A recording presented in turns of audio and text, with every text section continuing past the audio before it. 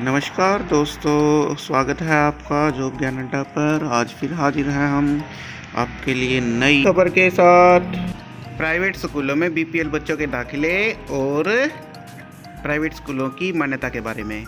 हरियाणा सरकार के मुख्यमंत्री श्री मनोहर लाल खट्टर जी उर्फ ताऊ खट्टर जी की शीतकालीन सत्र में क्या चर्चा रही, वो देखते हैं। क्या बयान दिए हैं उन्होंने शीतकालीन सत्र में, तो देखते हैं उनका बयान। सुने ताऊ खट्टर क्या बोलते हैं प्राइवेट स्कूलों के रजिस्ट्रेशन और बच्चों के दाखिले के बारे में। जो बीपीएल बच्चे हैं उनके दाखिले प्राइवेट स्कूलों में कैसे होंगे, क्या नियम रहेंगे, सुने ध्यान से ताऊ जी क्या बोलते हैं।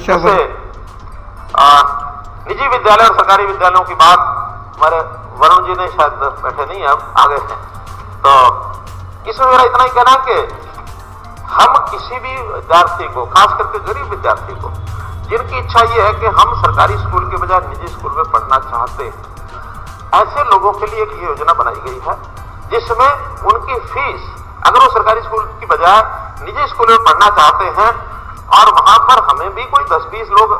कहीं आसपास के स्कूल में जाए, लेकिन उनकी आय 1,80,000 से नीचे ये तय है, उसके अलावा हम किसी की मदद नहीं करेंगे। ऐसे बच्चों को अगर जाते हैं और स्कूल एक्सेप्ट करता है तो स्कूल एक्सेप्ट नहीं करेगा तब भी नहीं। हमने स्कूलों से ऑफर मांगी है, तो हमारे अभी तक 381 प्राइवेट स्कूलों ने दूसरी से 12वीं कक्षा तक 1881 छात्रों को ये दाखिला दिया है और उनकी फीस बिल्कुल तय कर दी है कि दूसरी से 5वीं तक 700, छठी से 8वीं तक 900, 9वीं से 12वीं तक 1100, या स्कूल द्वारा जो फॉर्म 6 भरा जाता है उसकी फीस दोनों में से जो कम होगी वो उनको दी जाएगी। और उसके आधार पर अभी तक हमने 15,64,995 रुपए फीस इसकी जो प्रतिपूर्ति है ये कर दी है। और इस विषय में हमें कोई बहुत अंतर बड़ा पड़ता नहीं है, क्योंकि लाखों विद्यार्थियों में से अभी अगर 1881 गए भी हैं, लेकिन उनको एक मौका सबको दिया है, नहीं, नो डिफरेंस। तब अभी ये था, बाद में कोई और होगा तो आप देंगे, मैं कह बाद में किसी और का होगा ना, किसी और का होगा, बाद में करें, नहीं कोई बात रह जाएगी तो बाद में भी है ना, अपन तो अभी यही है। कौन सा 2022 का ही ये सेशन आखिरी है, 23 के तो शुरू होने अभी।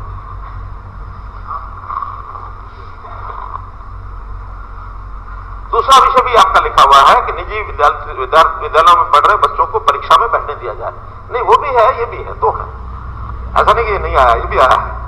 और ये शमशेर गोगी जी ने भी उठाया है कि 70,000 बच्चे पढ़ रहे हैं और प्राइवेट स्कूलों की मान्यता दी जाए। गोगी जी अब ये नहीं बैठे, तो एक बात इसकी जानकारी में देना चाहूंगा कि नियमावली 2003 में बनी थी प्राइवेट स्कूलों को रेगुलर करने की। हमारे समय भी नहीं, 2003 बहुत पुराना, शायद उस समय तो चौटाला जी का ही शासन था, और उस समय 1-1 साल की मान्यता इनको दे रहे थे जो पैरामीटर्स पूरे नहीं कर रहे थे, और वो हर सरकार ने 1-1 साल करते करते आज इसको 19 साल हो गए। बहुत ऐतराज हमने 16 से ही करना शुरू किया कि इनको स्थायी मान्यता दो, और स्थायी मान्यता नहीं देनी है तो परमानेंटली कहो कि अगले साल से हम इसको मान्यता नहीं देंगे, ताकि कोई एडमिशन ना हो। 2000 लास्ट में, जो 2021 में भी 2022 में जब ये मान्यता दी गई जनवरी में इसी साल, तो उस समय भी ये कहा था कि जो आपका 21-22 का सेशन है वो आखिरी सेशन होगा, 22-23 के सेशन के लिए आप एडमिशन नहीं करेंगे। डीसीएस को भी लिख के भेज दिया था, लेकिन कोई कोर्सिव मेथड हमने नहीं अपनाया। और उसके बाद भी ये विद्यार्थियों का एडमिशन, वो जो स्कूल हैं लगभग उसमें 1300 के आसपास स्कूल हैं,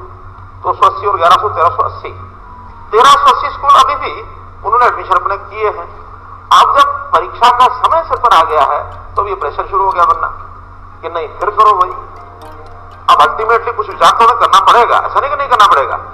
कि आपके बच्चे इस समय तक 9-10 महीने हो गए हैं उनकी पढ़ाई को पूरे हुए, आज हम ये कहें कि बंद करो, अब इस समय किसी और स्कूल में जाने लायक भी नहीं है, तो ये तुम करेंगे। लेकिन एक जानकारी मैं आपको दे रहा हूं, और आपके माध्यम से या मीडिया के माध्यम से हमारे प्राइवेट स्कूलों ने सब ध्यान कर रहे होंगे जरूर, और जरूर ये छपेगा, पता लगेगा कि अगले सेशन में,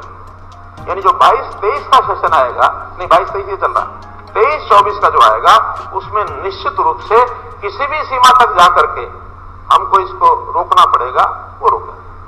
हाँ, उनको अपने स्कूलों में नॉर्म्स पूरा करने के लिए कोई सरकारी सहायता चाहिए, वो भी हम देंगे, लेकिन छोटे छोटे स्कूल, छोटे छोटे कमरे, या कमरे नहीं है तो कहीं भी बरामदे में इधर बैठा के, या टीचर्स नहीं है क्वालिफाइड नहीं हो तो कम से कम कोई एक नॉर्म बना करके भी ठीक है, सब स्कूल उस लेवल के नहीं रख सकते जैसे गवर्नमेंट के पैरामीटर्स होते हैं, लेकिन बच्चों की पढ़ाई ठीक हो, वातावरण ठीक हो,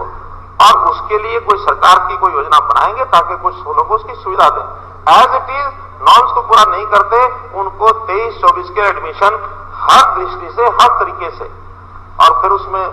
हो सकता है आप लोगों में से कुछ स्पष्ट करने लगे कि ये तो इतनी संख्या में बच्चे हैं, इतनी संख्या में टीचर हैं, स्कूल हैं, उनको अपना रास्ता आज से ही सोचना होगा। अभी 3 महीने बाकी हैं कि हम 22-23 के बाद 23-24 का एडमिशन ये ना करें, इसके लिए कोई बाध्य ना करें। अभी नहीं दे रहे, बात करेंगे उनसे, उनकी यूनियन आएगी, क्या वो चाहते हैं, कितना हम कर सकते हैं।